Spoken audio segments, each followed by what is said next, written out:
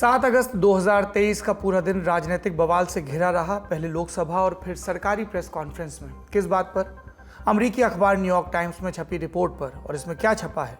एक अमेरिकी उद्योगपति ने चीन का प्रोपेगेंडा फैलाने के लिए पूरी दुनिया में अरबों रुपए की फंडिंग की और इस फंडिंग का एक हिस्सा एक भारतीय मीडिया संस्थान को भी मिला। हालांकि रिपोर्ट से मचने वाला बवाल सिर्फ भारत तक ही सीमित नहीं रहने वाला है। इसमें साउथ अफ्रीका, ब्राजील और अमेरिका समेत कई देशों के लिंक मिले हैं। बकौल रिपोर्ट, इन पैसों का इस्तेमाल दुनिया भर में चीन का प्रचार करने, उइगर मुस्लिमों के नरसंहार को नकारने, कम्युनिस्ट पार्टी के एजेंडा को बढ़ा चढ़ाकर पेश करने और चीन की छवि को दुरुस्त करने के लिए किया गया है। तो आज हम जानेंगे पूरी दुनिया में चीन का प्रोपेगेंडा फैलाने वाला व्यक्ति कौन है, उसकी संस्था क्या है, न्यूयॉर्क टाइम्स की रिपोर्ट में क्या खुलासे हुए और इन सब का इंडिया एंगल क्या है। नमस्कार, सौरभ द्विवेदी नाम है हमारा और आप देखना शुरू कर चुके हैं लल्लन टॉप का अंतर्राष्ट्रीय प्रसंगों से जुड़ा रोजाना का कार्यक्रम दुनियादारी।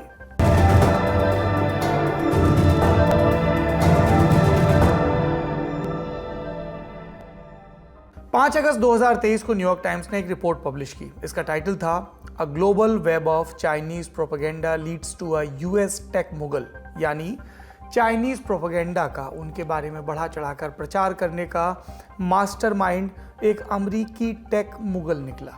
कौन है ये टेक मुगल और मुगल शब्द का अर्थ क्या होता है? जब कोई किसी इंडस्ट्री में बहुत कद्दावर भूमिका में होता है तो उसके लिए ये शब्द इस्तेमाल किया जाता है। आपको ध्यान होगा, बरसों पहले टी सीरीज अपने ओनर पे, अपने संस्थापक पर, गुलशन कुमार पर एक फिल्म बनाने की योजना बना रहा था और उसका नाम भी मुगल था, कोई जो इंडस्ट्री का सिरमौर हो। खैर, इस टेक मुगल का नाम क्या है? Neville Roy Singham. नेविल एक आईटी कंसल्टिंग कंपनी थॉटवर्क्स का फाउंडर और चेयरमैन है। इसका हेडक्वार्टर शिकागो में है। नेविल के पिता आर्चिबाल्ड सिंघम म्यांमार में पैदा हुए।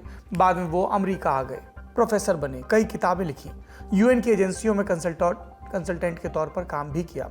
आर्चिबाल्ड को कैरेबियन मामलों के सबसे बड़े जानकारों में गिना जाता था। कैरेबियन यानी कैरेबियन सागर में बसे द्वीपीय देश। नेविल ने हार्वर्ड यूनिवर्सिटी से इकोनॉमिक्स की पढ़ाई की। कॉलेज के बाद कुछ समय सॉफ्टवेयर इंजीनियर के तौर पर काम किया। फिर सिंघम बिजनेस सर्विसेज की स्थापना की। बाद में इसका नाम बदलकर थॉटवर्क्स कर दिया गया। जल्द ही कंपनी ने तरक्की की। 2009 में चर्चित मैगजीन फॉरेन पॉलिसी ने नेविल सिंघम को टॉप 50 ग्लोबल थिंकर्स की लिस्ट में शामिल किया था। आईटी कंपनी चलाने के दौरान नेविल ने कभी अपना पॉलिटिकल एजेंडा नहीं छिपाया। कई मौकों पर वेनेजुएला के ह्यूगो चावेज और चीन के माओ त्से-तुंग की तारीफ की। लगभग 10 बरस पहले नेविल ने अपना दफ्तर भी चीन में शिफ्ट कर लिया था और तब कहा था कि पूरी दुनिया को चीन से सीखने की जरूरत है। हालांकि नेविल के पॉलिटिकल एजेंडा का दायरा इससे कहीं बड़ा था। वो नॉन प्रॉफिट संगठनों के जरिए पूरी दुनिया में चीन के प्रोपेगेंडा का प्रचार कर रहा था। 2017 में लगभग 7,000 करोड़ रुपए की कीमत में कंपनी बेचने के बाद उनका पूरा फोकस इसी पर था। उन्हें कम्युनिस्ट पार्टी ऑफ चाइना के प्रोपेगेंडा विंग का भी इसमें भरपूर साथ मिल रहा था। न्यूयॉर्क टाइम्स अखबार ने कई महीनों की जांच के बाद इस नेटवर्क का खुलासा किया है। इसमें और क्या पता चला?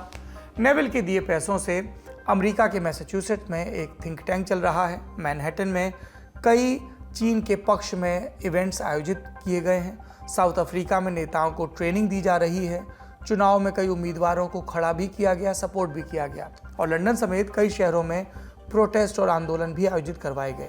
इसके अलावा ब्राजील और भारत में कई मीडिया संस्थान भी चलाए जा रहे हैं। आपके मन में सवाल उठ रहा होगा कि इसमें आपत्ति वाली बात क्या है? दो बड़ी वजहें हैं। पहली, चाइनीज प्रोपेगेंडा। हमने अभी जो नाम गिनाए उन सब का एक तय मकसद है, चीन का प्रचार करना और उसके गुनाहों को छिपाना। एक उदाहरण कोड पिंक नाम का संगठन है। इसकी फाउंडर जोडी वांस है। संभावित इराक युद्ध के खिलाफ वो प्रोटेस्ट कर चर्चित हुई थी। 2002 में उन्होंने कोड पिंक बनाया था। क्लाइमेट चेंज, जेंडर जस्टिस और नस्लभेद जैसे मुद्दों पर प्रोटेस्ट किया था। 2015 तक इवांस चीन की तानाशाही सरकार का विरोध करती थी, सामाजिक कार्यकर्ताओं की रिहाई की मांग भी। फिर 2017 आते आते उनके सुर पूरी तरह बदल चुके थे और वो चीन की कट्टर समर्थक बन गई। चीन को आर्थिक तरक्की का सबसे बेहतरीन मॉडल भी बताने लगी।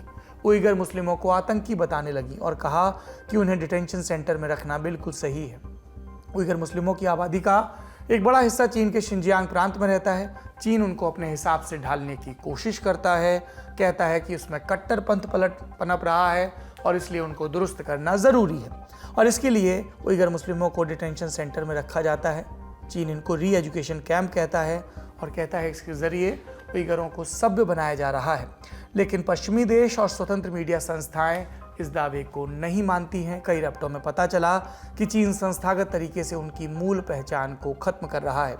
चीन के बारे में ऐसे ही आरोप तिब्बत में रहने वाले बौद्ध समुदाय के लोगों को भी लेकर लगाए जाते हैं।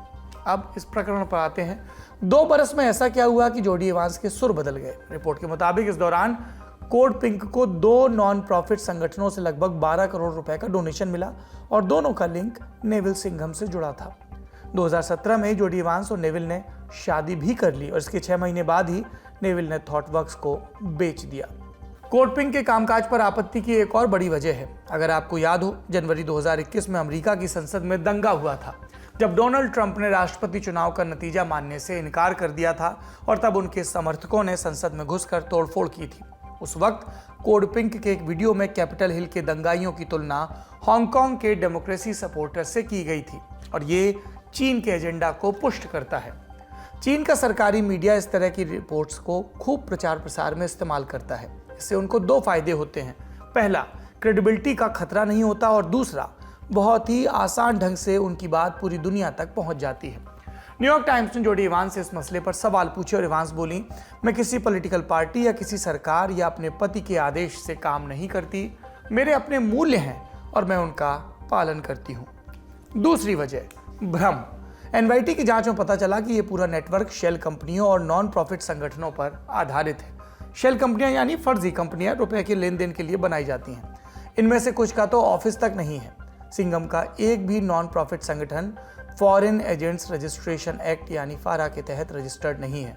विदेशी सरकारों से पैसा या निर्देश लेने वाली संस्थाओं के लिए ऐसा करना जरूरी होता है। जानकारों के मुताबिक ये सारा तिकड़म भ्रम कायम रखने के लिए किया गया। न्यूयॉर्क टाइम्स ने उन्हें भी अपने सवाल भेजे और इस पर सिंघम का जवाब क्या था? मैंने जिस भी देश में काम किया वहाँ के टैक्स कानूनों का पालन किया। कभी किसी सरकार या किसी पॉलिटिकल पार्टी के आदेश पर कोई काम नहीं किया। हमें किसी सरकार या पॉलिटिकल पार्टी से कोई पैसा नहीं मिला। भले ही Neville Singham communist party of China के साथ कनेक्शन से इनकार करते हों, लेकिन उन्हें कई दफ़ा कम्युनिस्ट पार्टी के कार्यक्रमों में देखा गया। मई 2023 में वो शंघाई में एक मीडिया संस्थान के उद्घाटन कार्यक्रम में दिखे और एक तस्वीर में तो वो कम्युनिस्ट पार्टी से जुड़े पब्लिशिंग हाउस के अधिकारियों के साथ भी बैठे थे। जुलाई 2023 में सिंघम ने सीसीपी के प्रोपेगेंडा फोरम की मीटिंग में भी हिस्सा लिया। इस मीटिंग का विषय था कम्युनिस्ट पार्टी ऑफ चाइना को विदेश में कैसे प्रमोट किया जाए। अब इस रिपोर्ट के इंडिया कनेक्शन पर बात करते हैं। न्यूयॉर्क टाइम्स ने अपनी रिपोर्ट में एक भारतीय मीडिया संस्थान का जिक्र किया है जिसका नाम है न्यूज़ क्लिक। फरवरी 2021 में संस्थान से जुड़े ठिकानों पर ईडी ने रेड भी की थी। उस समय भी चीन से फंडिंग का आरोप लगाया गया था। अखबार की रिपोर्ट में कहा गया कि सिंघम के संगठन ने न्यूज़ क्लिक को भी मदद दी और बदले में न्यूज़ क्लिक ने चीन सरकार का प्रचार करने वाले मुद्दों पर वीडियो बनाए। न्यूयॉर्क टाइम्स ने अपनी रिपोर्ट में जिस वीडियो का लिंक दिया वो चीन में हुई कम्युनिस्ट क्रांति के 70 बरस के इतिहास से जुड़ा हुआ बताया गया। न्यूज़ क्लिक की वेबसाइट पर छपी जानकारी के मुताबिक इसकी स्थापना 2009 में हुई थी। इसके founder Prabir Purkayastha editor in chief भी हैं। न्यूज़ क्लिक का मालिकाना हक PPK News Click studio private limited के पास है और हेड ऑफिस साउथ दिल्ली के सैनिक फार्म में। इंडिया टुडे की रिपोर्ट के मुताबिक फरवरी 2021 में हुई रेड के दौरान ईडी ने न्यूज़ क्लिक को 38 करोड़ रुपए की फॉरेन फंडिंग का रिकॉर्ड हासिल करके और उस पर फिर सवाल जवाब पूछे थे। उस समय बीजेपी प्रवक्ताओं ने न्यूज़ क्लिक पर मुल्क को बदनाम करने की साजिश रचने और मोदी सरकार को निशाना बनाने का आरोप लगाया था। 15 फरवरी 2021 को इस पर न्यूज़ क्लिक का बयान भी आया था ईडी रेड पर। उन्होंने कहा था, हम कानूनी प्रक्रिया का सम्मान करते हैं और किसी मीडिया ट्रायल में उलझना नहीं चाहते। मीडिया के एक सेक्शन में हमारे खिलाफ भ्रामक, बेबुनियाद और तथ्यहीन आरोप लगाए जा रहे हैं। हम उचित फोरम पर इसका जवाब देंगे। और तब प्रेस क्लब ऑफ इंडिया और एडिटर्स गिल्ड ने भी ईडी की रेड की निंदा की थी। बाद में दिल्ली हाई कोर्ट ने प्रबीर पुरकायस्थ को अंतरिम जमानत दे दी थी। न्यूज़ क्लिक से जुड़ी इस खबर के आने के बाद जो भी अपडेट आएंगे, न्यूज़ क्लिक का पक्ष आएगा न्यूयॉर्क टाइम्स की इस रिपोर्ट पर, वो भी हम आपको बताते रहेंगे। अभी तक जब हम दुनियादारी का ये शो कर रहे हैं, इस पर उनकी तरफ से कुछ नहीं आया, पर संसद में बहुत कुछ हुआ। बीजेपी ने रिपोर्ट का हवाला देकर कांग्रेस नेता और सांसद राहुल गांधी को घेरने की कोशिश की, कई गंभीर आरोप लगाए। बाद में लोकसभा में कांग्रेस के नेता अधीर रंजन चौधरी ने चिट्ठी लिखकर कुछ शब्दों को अपमानजनक बताकर कार्यवाही से हटाने की अपील की और उनकी अपील मान ली गई। हंगामा सदन से बाहर भी हुआ। सूचना और प्रसारण मंत्री अनुराग ठाकुर ने प्रेस कॉन्फ्रेंस की और ये बोले, भारत लंबे समय से दुनिया को बता रहा था कि न्यूज क्लिक भी प्रचार का एक खतरनाक वैश्विक जाल है। और आज मैं आपको बताने जा रहा हूं कैसे घमंडिया गठबंधन, अगर मैं कहूं तो कांग्रेस, चीन, न्यूज क्लिक सभी एक भारत विरोधी गर्भनाल से जुड़े हुए हैं। Congress, China, NewsClick a part of umbilical cord.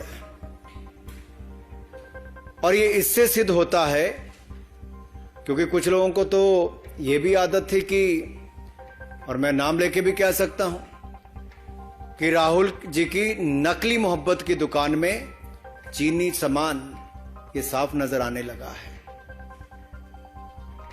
चीन के प्रति प्यार ये दिखता था और भारत के खिलाफ दुष्प्रचार ये विदेशी जमीन पर भी और विदेशी न्यूज एजेंसियों के माध्यम से भी प्रोपेगेंडा के तहत होता था। इस मामले पर अभी तक न्यूज क्लिक की तरफ से कोई बयान नहीं आया है। उससे जुड़े जो भी अपडेट होंगे आप उन्हें ललन टॉप पर देख सकते हैं। अब दूसरे चैप्टर की तरफ चलते हैं।